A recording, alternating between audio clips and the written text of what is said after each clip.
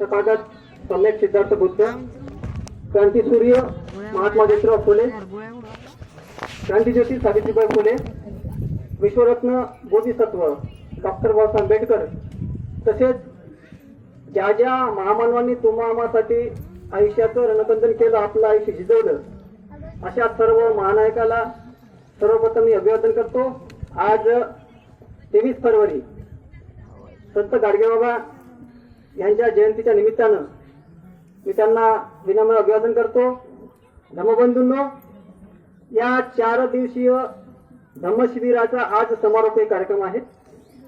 या समारोपीय कार्यक्रमाला जे 4 दिवसाचं शिबिर होतं ते मार्गदर्शक इंदोसेन सोगेंजी झेन मॉनेस्ट्री महाध्यान भूमी तामसी तालुका जिल्हा आदिलाबाद तेलंगणा येथील झेन भिक्खू डॉक्टर शाकू बोधिधम्म झेन मिशन जापान या कार्यक्रमाला अध्यक्ष म्हणून लाभलेले नानासाहेब भवरे साहेब, त्याचप्रमाणे या कार्यक्रमाचे प्रमुख पाहुणे माननीय आयुष्यमान जगदीशजी शिंदे साहेब, प्रमुख डॉक्टर बाबासाहेब आंबेडकर धम्म प्रशिक्षण अभियान नागपूर, आणि उपस्थित सर्व आपण प्रमुख पाहुणे, कारण वेळ खूप झालेला आहे म्हणून मी सर्वांचे नाव घेऊ शकत नाही, त्यानिमित्त मी थोडासा दिलगिरी व्यक्त करतो.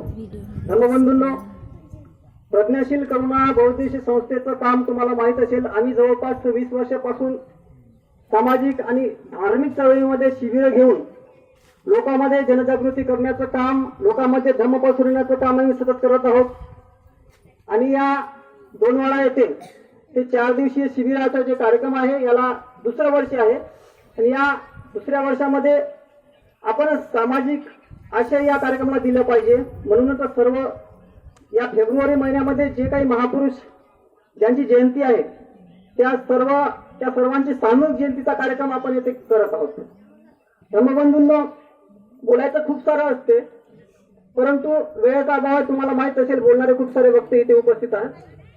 मला एक सांगायचं आहे की प्रज्ञाशील करुणा बहुउद्देशीय संस्था कोण्या इंडिव्हिज्युअल धर्माचं काम करत नाही, तर प्राचीन भारतामध्ये बुद्धांनी जे धम्माचं काम केलं होतं, जे समता, स्वतंत्रता, बंधुता व न्यायाच्या आधारावर या देशामध्ये जी चळवळ उभी केली होती, त्या चळवळीचा एक धागा धरून आम्ही या समाजामध्ये शिबिराच्या माध्यमातून हे तत्व पोहोचवण्याचं काम, असे जे मार्गदर्शक आम्ही बोलवतो याच्या माध्यमातून आम्ही करत असतो.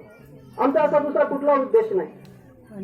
धर्मबंधूंनो, तुम्हाला माहित असेल की बाबासाहेबांचा जो मूळ विचार आहे, मूळ धम्म आहे, ते सांगण्याचं काम सुद्धा आम्ही अशा शिबिराच्या माध्यमातून आणि अशा कार्यक्रमाच्या आयोजनातून आम्ही लोकांपर्यंत, आपल्या समाज बांधवांपर्यंत पोहोचवत असतो. असं म्हणतात की कुठल्याही समूहाला एखादा नेता, एखादा मार्गदर्शक, कोणीतरी त्याचं नेतृत्व करणारा चालवत असतो. ती संकल्पना हजारो वर्षापासून या देशामध्ये होती.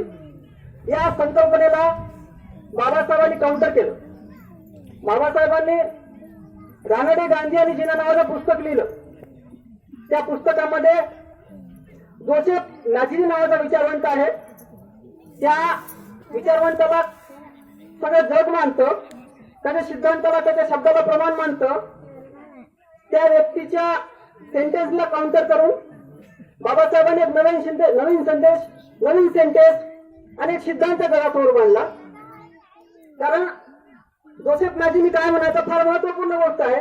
आणि मला असं वाटतं की जीवनामध्ये आपल्याला काय करायचं आहे तो उद्देश आपल्याला माहित असला पाहिजे. जोसेफ नाझिरी काय म्हणायचं, you can kill great man but you cannot kill great man ideas. तुम्ही एखाद्या महामानवाला ठार मारू शकता, परंतु त्यांच्या विचाराला, त्यांच्या सिद्धांताला नष्ट करू शकत नाही. जगामध्ये सर्वांनी त्याला प्रमाण मानलं. लोकांना असं वाटलं की आपण महापुरुषाला ठार मारू शकतो, परंतु त्यांचे विचार नष्ट होऊ शकत नाही. प्रत्येकाला तसंच वाटायचं. परंतु एकमेव डॉक्टर आंबेडकर आहे ज्यांनी या वाक्याला चॅलेंज केलं, फोडलं. आणि बाबासाहेबांनी इथेच नाही तर अमेरिकेला सुद्धा सांगितलं. ज्या जोसेफ नाझिरीचं वाक्य जगप्रसिद्ध आहे, त्या वाक्याला फोडणारा माणूस त्या देशामध्ये पैदा झाला. त्या माणसाचं नाव डॉक्टर बाबासाहेब आंबेडकर.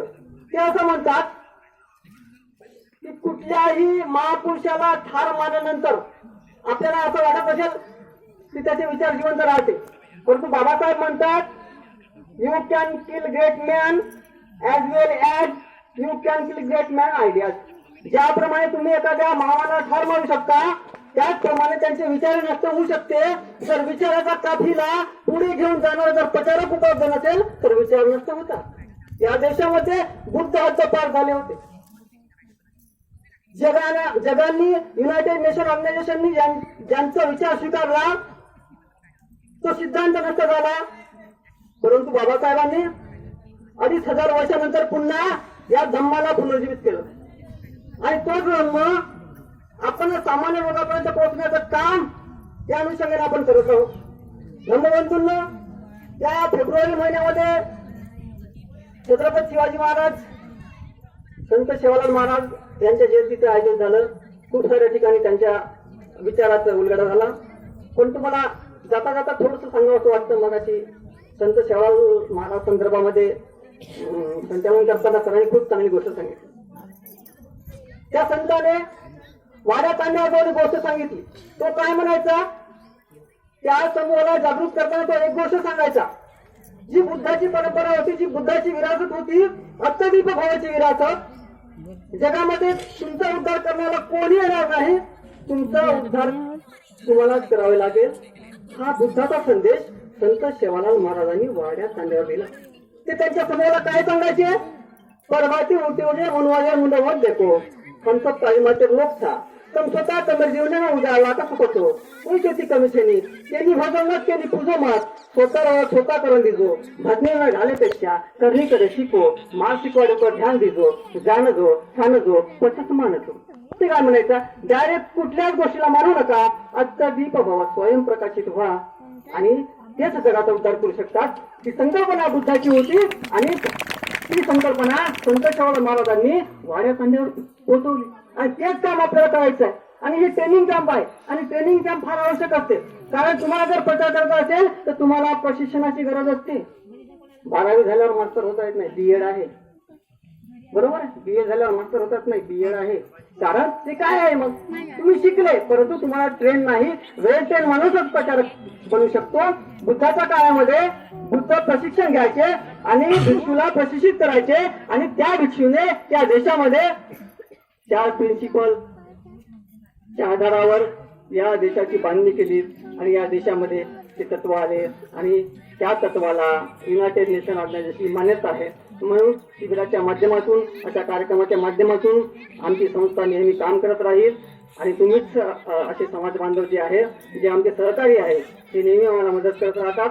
त्या अनुषंगानेच सर्वांचं मी आभारी आहे की त्यांनी कळत जे कोणी नावं सुटले असतील त्यांनी आम्हाला माफ करावं आणि समोर आमच्यासोबत असंच राहावं हीच आशा अपेक्षा व्यक्त करतो आणि थांबतो. जय प्रबुद्ध भारत.